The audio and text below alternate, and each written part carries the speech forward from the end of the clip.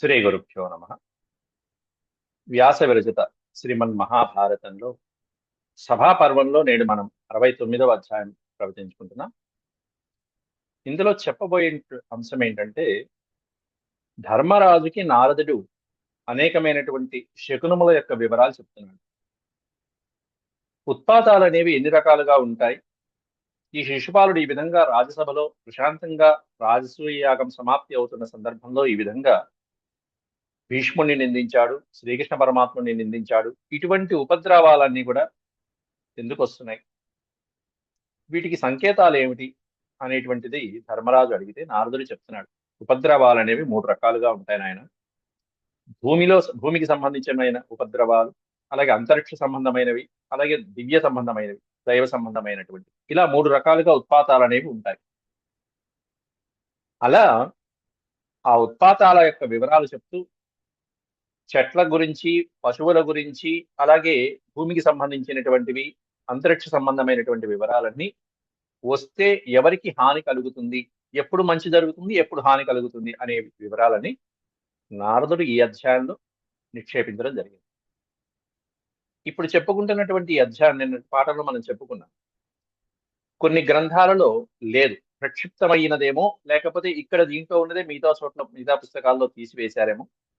అంటే కొన్ని ఆ ఉత్తరాది పుస్తకాలలో ఆ ప్రతులలో ఈ అధ్యాయం కనిపించదు. కాబట్టి దక్షిణాది పుస్తకాలన్నింటిలో కూడా ఈ అధ్యాయం ఉన్నది, కానీ తెలుసుకోవటం చాలా మంచిది. ఆ వివరాలు తెలుసుకుందాం. ముందుగా భగవత్స్మరణ చేసుకుని ప్రారంభించాం. ఓం శుక్లాంబరధరం విష్ణుం శశివర్ణం చతుర్భుజం ప్రసన్నవదనం ధ్యాయేత్ సర్వవిఘ్నోపశాంతయే వ్యాసం వసిష్ఠనప్తారం శక్తేః పౌత్రమకల్మషం పరాశరాత్మజం వందే సుఖతాతం తపోనిధిం వ్యాసాయ విష్ణురూపాయ వ్యాసరూపాయ విష్ణవే నమో వై బ్రహ్మనిధయే వాసిష్ఠాయ నమో నమః. నారాయణం నమస్కృత్య నరం చైవ నరోత్తమం దేవీం సరస్వతీం వ్యాసం తతో జయముదీరయేత్.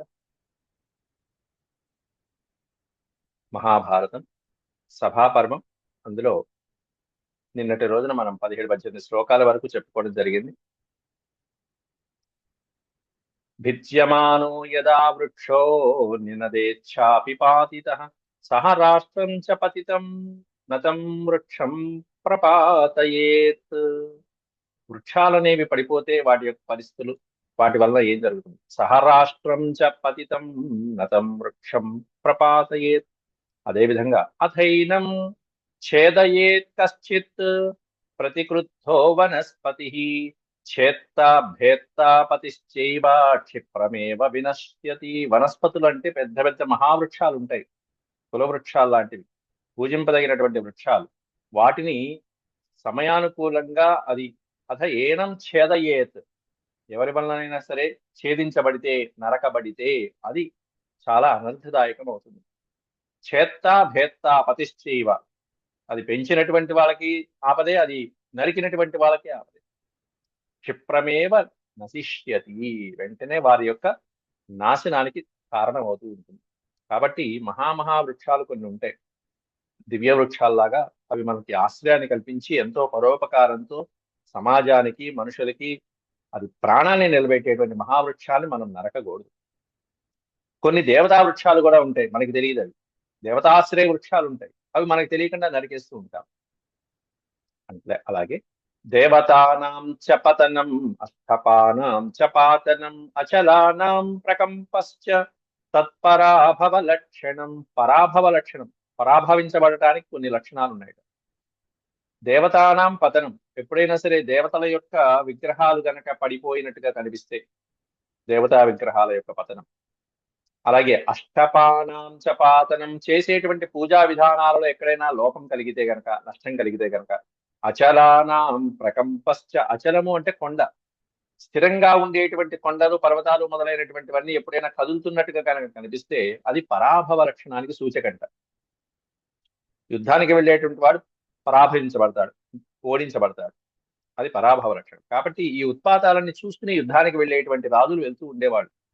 సమయానుకూలంగా ఉందా లేదా.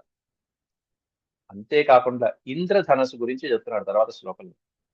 నిశిచేంద్రధను ధనుర్దృష్టం తతోపి చ మహద్భయం తద్రస్ తద్రష్టవేవ భీతి జ్ఞా భీతి స్యాన్ నాన్యేషాం భరతర్షభ. నిశి అనే పదానికి అర్థం రాత్రిపూట. రాత్రిపూట గనక ఇంద్రధనుసు కనిపిస్తే ఏమిటి? ఇంద్రధనుసు కనిపించడం అనేటువంటిది మహాభయాన్ని కలిగిస్తుంటుంది, అందులో కూడా రాత్రిపూట ప్రత్యక్షంగా. తద్రష్ట్ర నిశి అనే పదానికి స్పెషల్. రాత్రిపూట ఇంద్రధనుసు కనిపించడం అనేటువంటి అది మహాభయానికి సూచకం అనేటువంటిది చెప్తున్నాడు అక్కడ. తద్ మహత్భయం, ఆ చూసినటువంటి వ్యక్తికి భయం కలుగుతుంది అంతే, ఇతరునికి కాదు. అక్కడ ఎవరైతే అది తద్ద్రష్టరేవ అంటే అది చూసినటువంటి వాడికే భయాన్ని కలిగిస్తుంది.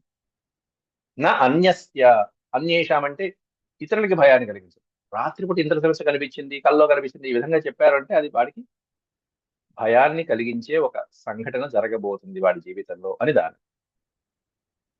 రాత్రావింద్రధనుర్దృష్ట తద్రాష్ట్రం పరివర్జయేత్, అలా చూసినటువంటి వాడు ఆ ప్రదేశాన్ని విడిచిపెట్టడం మంచిదయ్యా అంటున్నాడు. తద్రాష్ట్రం పరివర్జయేత్, రాష్ట్రం అంటే అక్కడ ఆ ప్రదేశము, ఆ దేశము, ఆ రాష్ట్రము, ఆ ప్రదేశాన్ని విడిచిపెట్టడమే మంచిది రాత్రిపూట ఇంద్రధనస్సు చూసినటువంటి వాడు.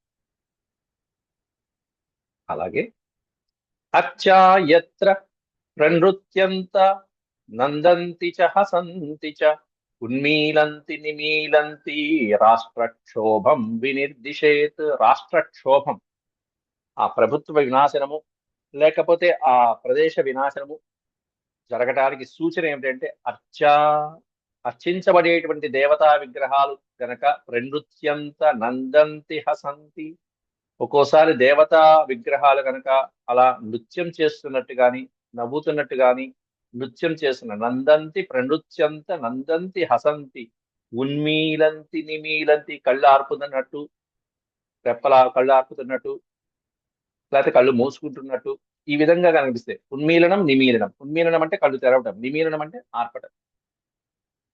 అట్లా విగ్రహాలు నాట్యమాడుతున్నట్టు, గర్జిస్తున్నట్టు, లేకపోతే నవ్వుతున్నట్టు, కళ్ళు తెరుస్తున్నట్టు, కళ్ళు మూస్తున్నట్టు కనిపిస్తే ఆ ప్రాంతంలో కలకలం కలుగుతుంది, రాష్ట్రక్షోభం కలుగుతుంది, వినాశనం. వినాశనం అనకుండా పెద్ద ఉపద్రవం ఆ ప్రదేశానికి రాబోతున్నది అనటానికి సంకేతం, అది సూచన. ఇట్లాంటి సూచనలన్నీ కూడా మనకి అటు శకున శాస్త్రంలోను, జ్యోతిష్ శాస్త్రంలోను, ఖగోళ శాస్త్రంలోను కలిపినటువంటి సంకేతాలు ఇవన్నీ. అవన్నీ తెలిసిన నారదుడు సంక్షిప్తంగా చెప్తున్నాడు ధర్మరాజుకి. శిలా యది ప్రసించంతి, ప్రసించంతి తడపబడటము, లేకపోతే శిలలోంచి మధ్యలోంచి రావటం. శిలా యది ప్రసించంతి స్నేహాంశ్చోదక సంభవాన్ అన్యద్వా వికృతం కించిత్ తద్భయస్య నిదర్శనం. అన్యద్వా వికృతం కించిత్ తద్భయస్య నిదర్శనం. శిలా యది ప్రసించంతి, ఒక రాయి ఉంది, ఆ రాయిని పగలగొడితే దాంట్లోంచి నీళ్లు వచ్చాయంటే, రాయి కొండలోంచి నీరు ప్రవాహం జలపాతాలు రావడం అది సరే సార్. అది కాకుండా ఒక రాయి ఉంది, విడిగా ఒక రాయి ఉంది, ఆ రాయిని పగలగొడితే దాంట్లోంచి ద్రవాలు గనక వస్తే ఆ రాయిలో ద్రవం అనేటువంటిది రాజ, అది గనక కించిత్ తద్ భయస్య నిదర్శనం, భయకారణం అవుతుంది కాదు. శిలాయది ప్రసించంతి స్నేహాంశ్చోదక సంభవాన్, ఉదక సంభవాన్, ఉదకము మొదలైనటువంటి వాటితో రాళ్ళు లేదా శిల్పాలు ఇట్లాంటి వాటిలోంచి తైలం గాని నీరు లాంటి ద్రవాలు గాని దాంట్లోంచి వస్తే గనక ఇది అసాధారణమైనటువంటి వికృతం. అది అంటే రెండు విరుద్ధమైనటువంటి కలయికలు, నీరు నిప్పు కలవు, అలాంటివి కలిస్తే ఎట్లాగో అట్లా. రాళ్లలో నీరు ఉండదు, జలపాతాల నుంచి వచ్చేటువంటి నీరు సరే సరే, రాతి మధ్యలో నీరు అరుదు, మట్టిలో నీరు ఉంటుంది మనం కింద భూమిలో. కాబట్టి ఇక్కడ రాళ్ళు శిల్పాలు మొదలైనటువంటివి, ఈ తైలం కానీ నీటికి సంబంధించినటువంటివి కానీ ఈ ద్రవాలు ఎప్పుడైనా గనక అలా కారుస్తూ ఉంటే అది అసాధారణమైనటువంటి వికృత రూపం, ప్రకృతి రూపం కాదు. అది ప్రకృతి రూపం వేరుగా ఉంటుంది, ప్రకృతి పులకరిస్తూ ఉంటుంది, ఇది వికృత రూపం, అది భయకారణం అవుతుందయ్యా అని చెప్తున్నారు అక్కడ. అలాగే ఈ అక్షరం పోయిందండి, మ్రియంతే అవచ్చు. మ్రియంతే వా మహామాత్ర రాజా సపరివారకః పురశ్చ యా భవేత్ వ్యాధి రాష్ట్రే దేశే చ విభ్రమా. అలా గనక జరిగితే భయస్య నిదర్శనం అని చెప్పారు. తర్వాత శ్లోకంలో మరణానికి కూడా కారణమవుతాయి అని చెప్తున్నారు. మ్రియంతే అంటే మరణించుట. మ్రియంతేవా మహామాత్ర రాజా సపరివారక. రాజు అయినటువంటి ఆ ప్రభుత్వాధికారులు అక్కడ సపరివారంతో పాటుగా, పరివారం వారి యొక్క పరివారం, మంత్రులు, సేనాధిపతులు మొదలైనటువంటి వాళ్ళందరితో పాటుగా అలాంటి వాళ్ళకి అనేకమైనటువంటి ఉపద్రవాలు కలుగుతాయి. అంటే ప్రధానమైనటువంటి అధికారులు అవ్వచ్చు, రాజు సకుటుంబ సమేతంగా అవ్వచ్చు, మొదలైనటువంటివన్నీ. అలాగే ఆ పట్టణానికి, ఆ ప్రాంతాలకి రకరకాలైనటువంటి భయ కారణాలు కానీ, కలహాలు కానీ, కల్లోలాలు కానీ, గందరగోళాలు కానీ, ఇవన్నీ కూడా భయానకమైనటువంటి సూచన కలుగుతుంది. ఎప్పుడు అంటే ఈ విధమైనటువంటి విపరీతమైనటువంటి ధోరణి కలిగినప్పుడు, రాళ్లల్లోంచి ఈ విధమైన తైలములు లేకపోతే నీరు మొదలైన ద్రవాలు గనక అప్పుడు మనం చూసినట్లయితే. పురశ్చ యా భవేద్ వ్యాధి రాష్ట్రే దేశే చ విభ్రమాః దేవతానాం యదా వాసే రాజ్ఞాం వా యత్ర వేస్మని భండాగారాయుధాగారే నివివే నివిశేత యదా మధు. పురస్య యా భవేద్ వ్యాధి రాష్ట్రే అది పై శ్లోకంలో అయిపోయింది. దేవతానాం యదా వాసే, ఆవాసం అంటే నివాసము అన్నట్టు. దేవతలు ఎక్కడైతే నివసిస్తూ ఉంటారో అన్నట్టు. అంటే దేవతల నివాస భూమి అంటే దేవాలయాలు, దేవాలయాలు కానీ, పూజా మందిరాలు కానీ. రాజ్ఞాం వా యత్ర వేష్మని, వేష్మని అంటే నివాస స్థానము, మహారాజులు ఉండేటువంటి ప్రదేశాలు కానీ, దేవాలయాలు కానీ, అలాగే భాండాగారాలు కానీ. భాండాగారాలు అంటే ఆయుధాలు కానీ మొదలైనటువంటివన్నీ నిక్షేపించేటువంటి ప్రదేశం భాండాగారం అంటే. ఆయుధాలు, నిధి నిక్షేపాలు మొదలైనటువంటివన్నీ నిక్షేపించేటువంటి పెద్ద పెద్ద గదులు. అటువంటి స్థావరమైనటువంటి ప్రదేశాలలో, స్థిరమైనటువంటి ప్రదేశాల్లో నివిశేత యథా మధు, ఎప్పుడైతే మధు, మధు అంటే తేనె, తేనె మొదలైనటువంటి ద్రవములు గనక అక్కడ కనిపిస్తే, ఎక్కువగా పోయినట్టుగా కనిపించినా, లేకపోతే అది కారుతున్నట్టుగా కనిపించినా, ఆ ప్రదేశంలోంచి కారుతున్నట్టుగా కనిపించినా, అది కూడా ఉపద్రవానికి సంకేతం. అంటే దేవాలయాల్లోనూ, రాజగృహాల్లోనూ గూడములు అంటారు, గిడ్డంగులు అంటారు వాటిని. భాండాగారం అంటే అంటే అనేక రకాలైనటువంటి నిల్వలు, పదార్థాలు, వస్తువులు నిల్వ ఉంచేటువంటి గిడ్డంగులు. అట్లాంటి ఆయుధశాలలు మొదలైనటువంటి వాటితో అక్కడ ఆ ప్రదేశంలో కనుక అక్కడక్కడ తేనె ప్రవహిస్తున్నట్టుగా కనిపిస్తే అది శుభసూచకమేమీ కాదు. నివివేశత యదా మధు సర్వం తదా భవేత్ స్థానం హన్యమానం బలీయస ఆగంతుకం భయం తత్ర భవేదిత్యేవ నిర్దిశే. సర్వం తదా భవేత్ స్థానం, సర్వం తదా భవేత్ స్థానం. అప్పుడు ఆ ప్రదేశం ఒక గొప్ప బలమైనటువంటి వారి చేత ఆ ప్రదేశం జయించబడుతుంది, ఈ ప్రదేశం ఓడిపోతుంది. అంటే ఒక రకంగా నాశనం అయిపోతుంది ఆ ప్రదేశం. అది కూడా ఎవరి వల్ల అంటే బయట నుంచి వచ్చేటువంటి ఒక బలవంతుడి వల్ల ఆ ప్రదేశం అనేటువంటిది అంతా జయించబడుతుంది ఆ ప్రదేశం. అట్లా ప్రమాదాన్ని సూచిస్తూ ఉంటుంది. అంటే అలా గనక తేనె అలా స్రవించింది అంటే గనక ఆ ప్రదేశాల్లో, గోడల్లోంచో కానీ ఎక్కడి నుంచి అయినా సరే ఆ ప్రదేశాల్లో, అది అశుభ సూచకంగా చెప్పబడుతుంది. దేవాలయాల్లో కానీ కొన్ని సందర్భాల్లో భగవంతుడి విగ్రహాల నుంచి వస్తూ ఉంటుంది. విగ్రహాల నుంచి వస్తే సరే, కానీ అట్లా కాకుండా స్థిరంగా ఉండేటువంటి కట్టడాలు ఏవైతే ఉంటే ఆ కట్టడాల్లో ఆ విషయాలు చెప్తున్నారు ఇక్కడ. భగవంతుడి యొక్క విగ్రహాల నుంచి వచ్చేటువంటిది వేరు, అది చెప్పట్లేదు. ఆలయ ప్రదేశాలు అలాగే పాదపశ్చైవ యో యత్ర రక్తం స్రవతి శోణితం దంతాగ్రాత్ కుంజరో వాపి శృంగాద్వా వృషభస్తదా. పాదపశ్చేవ, అలాగే ఎప్పుడైనా వృక్షములకి రక్తం స్రవతి, ఎర్రటి రక్తం కారుతూ ఉన్నట్టుగా కనిపిస్తే, రక్తం స్రవతి శోణితం, చెట్లకి గాని. దంతాగ్రాత్ కుంజర, కుంజరం అంటే ఏనుగు, ఏనుగు యొక్క దంత అగ్రభాగం నుంచి గనక రక్తం కారుతూ ఉన్నట్టుగా కనిపించిన. శృంగాద్వా వృషభస్తదా, వృషభములు, ఎద్దులు మొదలైనటువంటి వాటి యొక్క శృంగములు, కొమ్ముల దగ్గర నుంచి గనక రక్తం స్రవిస్తున్నట్టు కనిపించినా కూడా, పాదపములు, ఏనుగులు, అలాగే ఈ వృషభముల యొక్క కొమ్ముల భాగాల నుంచి ఏనుగుల యొక్క దంతాల భాగాల నుంచి రక్తం గనక స్రవిస్తున్నట్టు కనిపిస్తే పాదపాద్రాష్ట్రి విశ్రంభ కుంజరాత్ రాజ విభ్రమ గోబ్రాహ్మణ వినాశ స్యాత్ వృషభస్యేతి నిర్దిశేత్. దీనివల్ల ఎవరికి అపకారం కలుగుతుందో వివరంగా చెప్పారు. పాదపము చెట్లల్లోంచి ఆ విధంగా నెత్తురు వస్తున్నది అంటే పాదపాద్ రాష్ట్రి విభ్రంశం, రాష్ట్ర నాశనం కలుగుతుందిట, ఆ ప్రాంతానికి వినాశనం కలుగుతుంది. కుంజరా రాష్ట్ర రాజ విభ్రమ, ఒకవేళ ఏనుగు దంతాల నుంచి గనక ఈ నెత్తురు స్రవించినట్టు కనిపిస్తే రాజుకి ఆపద కలుగుతుంది. రాజ విభ్రమ, రాజుకి భయం చేకూరుతుంది.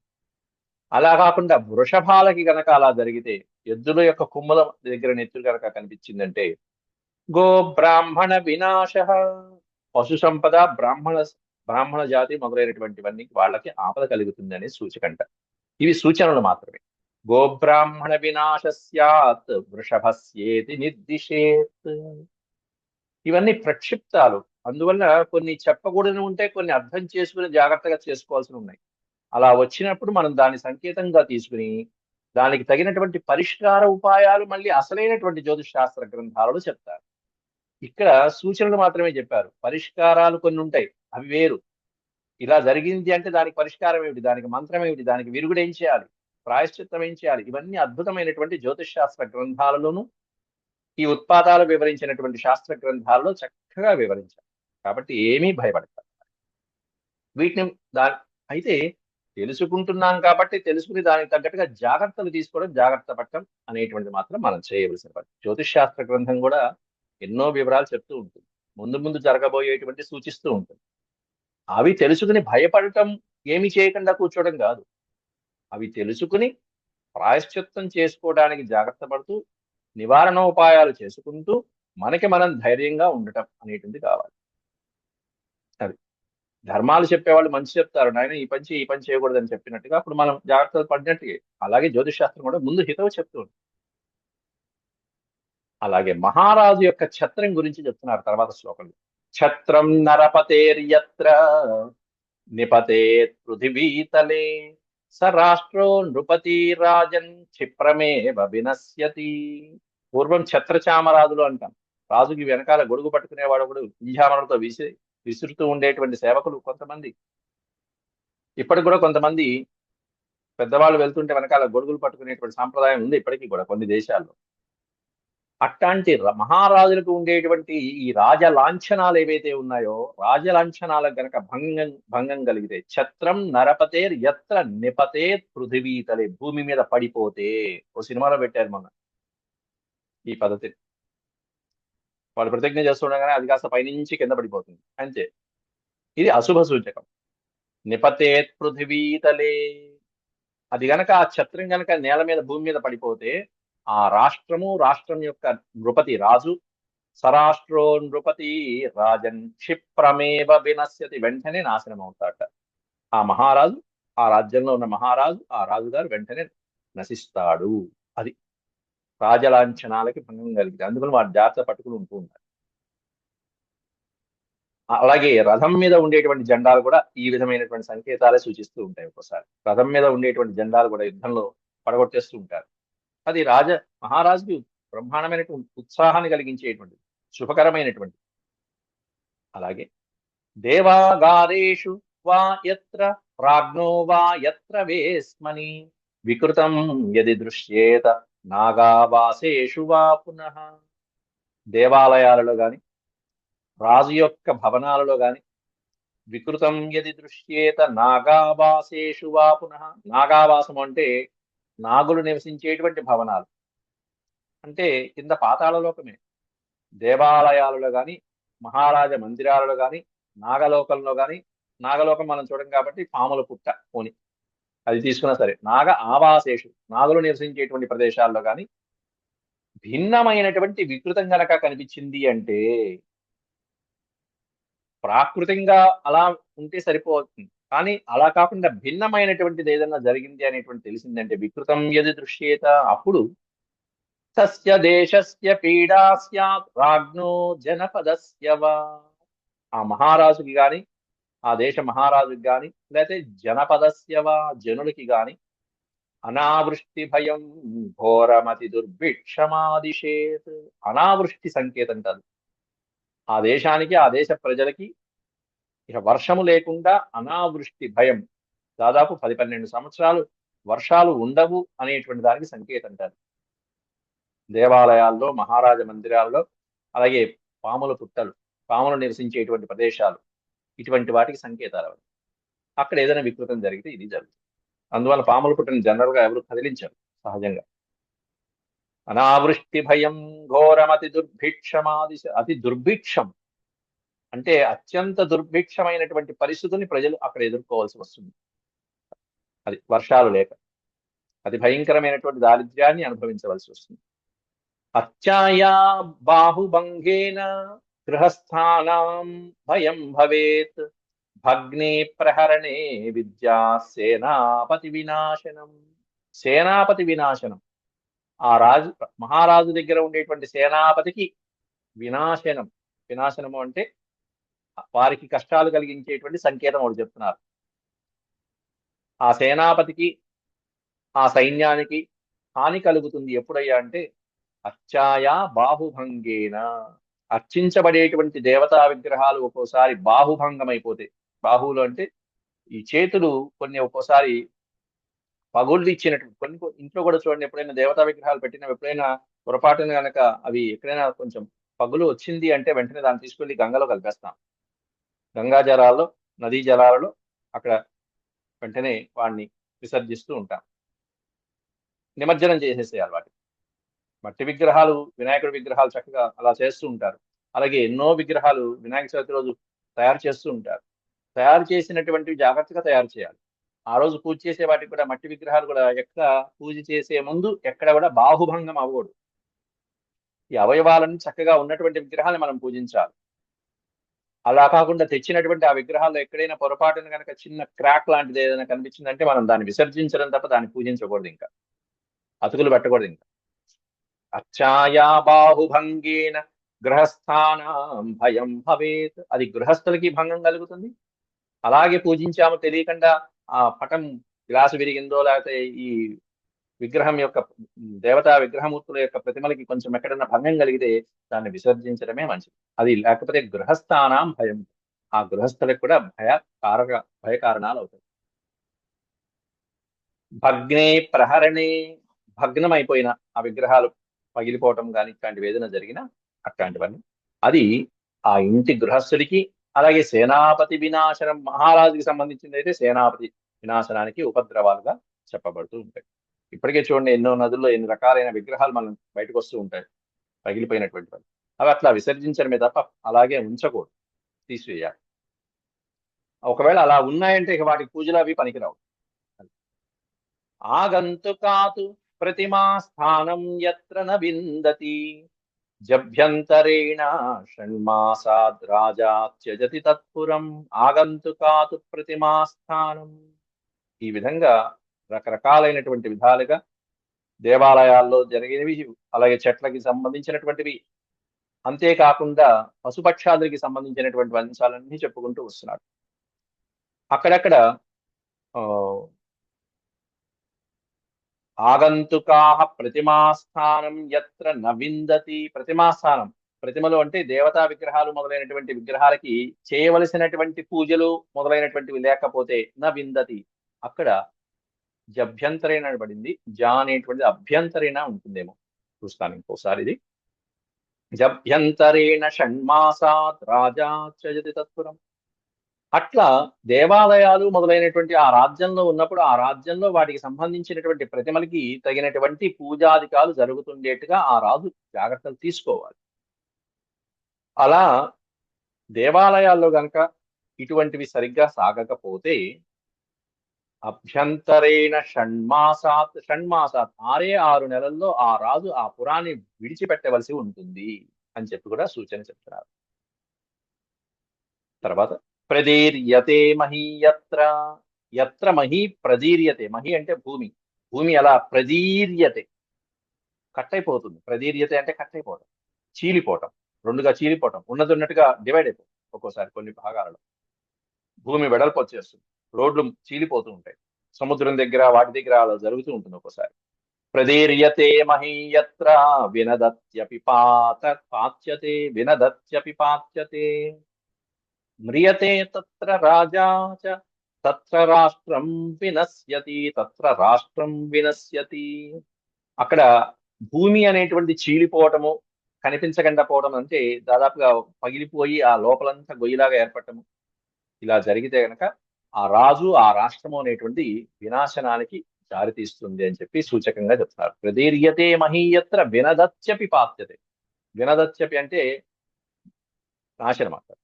ఆ ప్రాంత నాశనము మొదలైనటువంటివన్నీ కూడా జరుగుతాయి. ఏణీపదాన్ వా సర్పాన్ వా డుండుభాన్ అధ దీప్యకాన్ మండూకో గ్రసతే యత్ర తత్ర రాజా వినశ్యతి. మహారాజుకి నాశనాలు కలిగించేటువంటి సూచకాలు చెప్తున్నాడు ఎక్కువ, ఎందుకంటే అడిగింది ధర్మరాజు కాబట్టి రాజుకి రాజ్యానికి ప్రజలకి క్షేమాన్ని కలిగించేవి వినాశకాన్ని కలిగించేవి చెప్పాలి. రాజ వినాశనం ఎప్పుడు కలుగుతుందంటే ప్రకృతి వికృతిగా మారినప్పుడు, విపరీతమైనటువంటి పరిణామాలు చోటు చేసుకున్నప్పుడు. మండూకం అంటే కప్ప పాములు తిన్నప్పుడు. ఏణీ పదము, సర్పము, డుండుభము, దీప్యకము ఇవన్నీ కూడా సర్పాలలో ఉండేటువంటి చిన్న చిన్న భేదాలు. అంటే అనేక రకాల కాళ్ళతో నడిచేటువంటిది. అలాగే నీటి పాములు, డుండుభం అంటే నీటి పాములు, సర్పము, దీప్యకాన్ ప్రకాశించేటువంటి పాముల్లో ప్రకాశవంతమైనటువంటి పాములు, ఇట్లాంటి వాటిని గనక ఎప్పుడైనా కప్ప తిన్నట్టుగా గనక జరిగితే, మండూకో గ్రసతే. పాము కప్పని తింటాం ప్రకృతి, కప్ప పామును తింటాం వికృతి. అట్లా వికృతమైనటువంటి ధోరణి జరిగింది అంటే తత్ర రాజా వినశ్యతి, అక్కడ రాజు మరణిస్తాడు. ఈ విధంగా రకరకాలైనటువంటివి ఇంకా ఒక 20 శ్లోకాలు ఉన్నాయి. అవి రేపటి పాఠంలో మనం చెప్పుకుందాం. 35 శ్లోకాల వరకు అయినాయి. అనేకమైనటువంటి ధర్మ సూక్ష్మాలు ఇవి శకున శాస్త్రంలో అత్యంత సూక్ష్మాతి సూక్ష్మమైనవి. వీటికి అన్నిటికీ ప్రాయశ్చిత్తాలు విరుగుడు ఉన్నాయి. శాస్త్రజ్ఞులైనటువంటి వాళ్ళు, పండితులు నిజంగా మన భారతీయ సంస్కృత సాంప్రదాయాలలో ఇలా చెప్పబడిన ఇవన్నీ కూడా ఎవరికి తెలియవు, నిజంగానే సూచనలు. ఈ ఇండికేషన్స్ వలన కొంతమంది పెద్దవాళ్ళు మాత్రమే తక్కువగా వెంటనే చూడగానే చెప్పేస్తారు. పల్లెటూళ్ళలో కూడా కొంతమంది పెద్దవాళ్ళు ఉంటే వెంటనే ఇలా జరిగిందంటే ఇలా జరుగుతుంది చూసుకోండి అని చెప్పేస్తారు. ఏదో ఒక ఉపద్రవం సంకేతం కలుగుతుంది కొన్నాళ్ళలో. దానికి మనం ముందుగా ప్రాయశ్చిత్తం చేసుకునేటువంటి శాంతులు ఏవైతే ఉన్నాయో ఆ శాంతులు చేసుకుంటూ ఉంటే మహా ఉపద్రవాల నుంచి అల్ప ప్రమాదంతో బయటకు వస్తాం. అది మాత్రం తప్పకుండా ఉంటుంది. ఆ శాంతులు, మన యొక్క పూజలు, పెద్దల యొక్క ఆశీస్సులు, దైవానుగ్రహాన్ని సంపాదించడం, వీటన్నిటికీ ఏకైక ప్రాయశ్చిత్తం. గురు అనుగ్రహం సంపాదించడం మొదలైనటువంటివన్నీ కూడా. ఇంతవరకు సెలవు. ఓం శాంతి శాంతి శాంతి. యదక్షరపద భ్రష్టం మాత్రాహీనం చ యద్భవేత్ తత్సర్వం క్షమ్యతాం దేవ నారాయణ నమోస్తే. సర్వం శ్రీకృష్ణార్పణమస్తు. హరి ఓం.